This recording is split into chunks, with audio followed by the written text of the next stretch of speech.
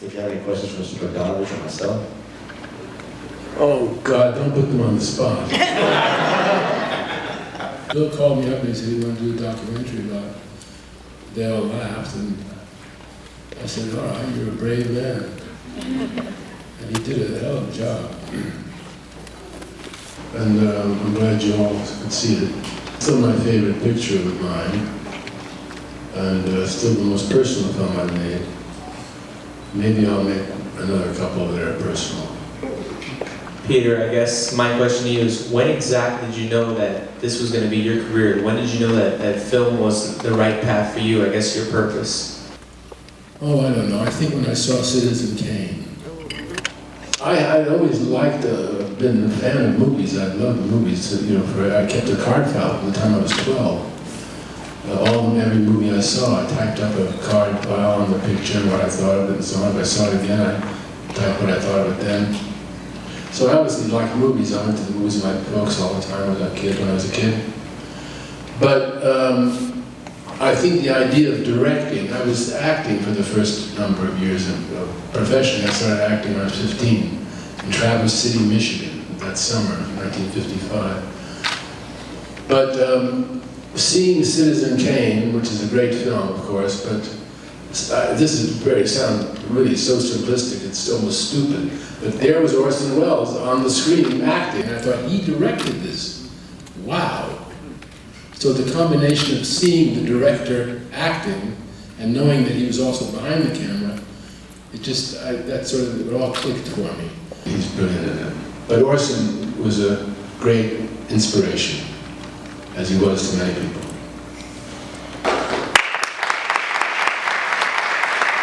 I just have one question regarding the story behind Pieces of Time. That was, I was doing a piece on Jimmy Stewart for Esquire in the mid-60s. And we were sitting in his living room, and we were discussing what it was about the movies that made them so special. And Jimmy told me the following story. He said, we were making a Western in Colorado, and we broke for lunch, and one of the people that had been watching the shooting came over to me and he said, "You Stewart?" I said, yeah.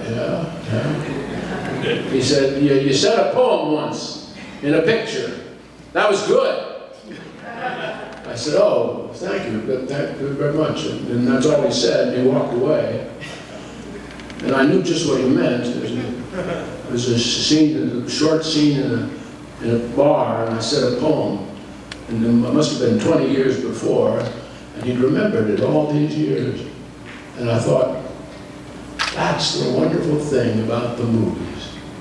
Because if you're good, and God helps you, and you're lucky enough to have a personality that comes across, then what you're doing is you're giving people little tiny pieces of time that they never forget. I'm sorry, I think I'm dreaming. Okay. My question to you is, this year I've discovered my love for playwriting and the passion that I have for it. And there's times when I'm writing a play and I get stuck in a certain scene, and I have an idea. It's just a frustration. It's not really writer's block, but it's a frustration of you don't know how to execute the idea on the scene, and you have the complete idea of I don't know how to just be able to write. Do you have any tips on how to get over that frustration or be able to execute it properly or better?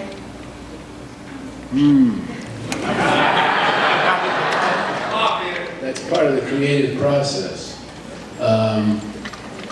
Just write something. Just start writing, and it'll come to you, or it won't. And then go to sleep and wake up the next day and try again. But I've found that you spend a lot of time worrying about how you're going to write something, and the best way to do it is just sit down and start writing.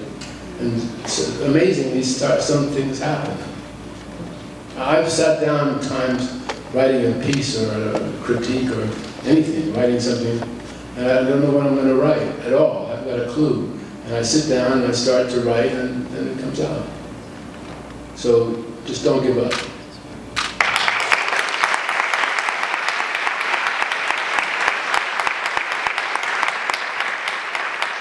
And I tell two funny stories and we go home. Yeah, I was going to ask, yeah. Well, one about Orson.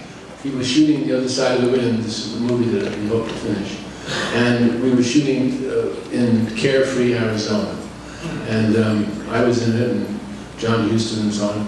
But on this particular day, we've been working since about 7 in the morning. The crew, none of whom got paid, were there. And they were now 3 o'clock in the afternoon, they were a little tired. Frank Marshall was the kind of line producer.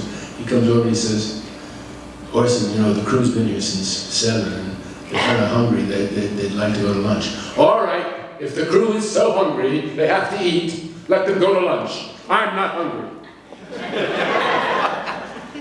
Well, you know, Frank says, well, you know, they have been here since. It's all right, let them go to lunch. I'm not hungry. And I said, I'm not hungry either. Fine, Peter and I will stay here while the crew goes to lunch. So they all left. We talked for a few minutes. Orson turns to me and says, are you hungry? Because I'm absolutely starving. I said, I can eat. So we go into the kitchen, and on top of the refrigerator is this gigantic, industrial-sized bag of Fritos. And he opens the top, tears the top off, pours it out on the table, takes a big bite, big handful. I did the same thing. So we're looking at each other, and Orson says, you know, you don't gain weight if nobody sees you eating.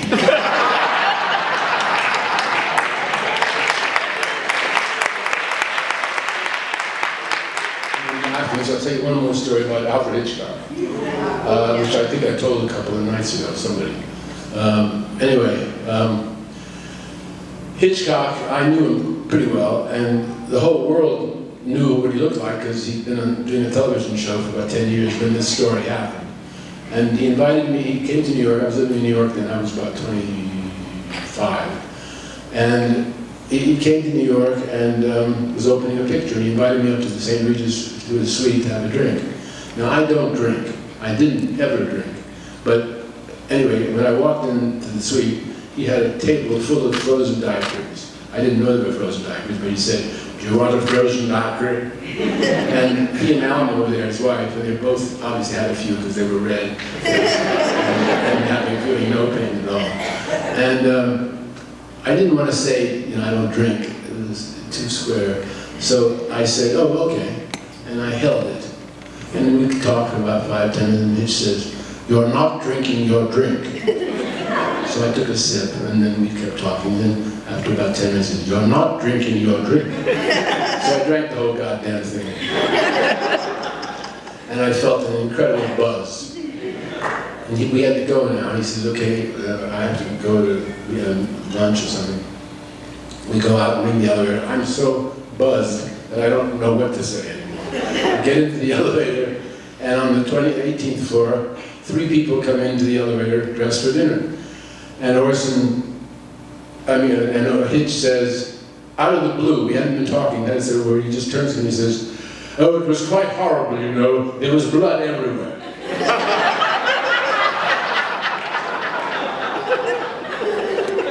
I thought, you know, because I had a drink, I thought I'd lost the paragraph somewhere. But he goes on, yes, it was quite shocking, you know, blood on the wall, blood everywhere, sprinkled all over the place.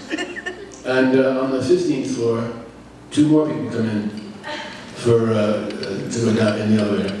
And Hitch goes on. The man had blood coming out of his ear, blood coming out of his mouth. I looked down, I said to him, good God, man, what's happened to you? And do you know what he said to me? And just at that moment, the doors to the lobby opened, and everybody in the elevator, nobody wanted to leave the elevator. So they sort of went out and sort of stood by the door to the elevator.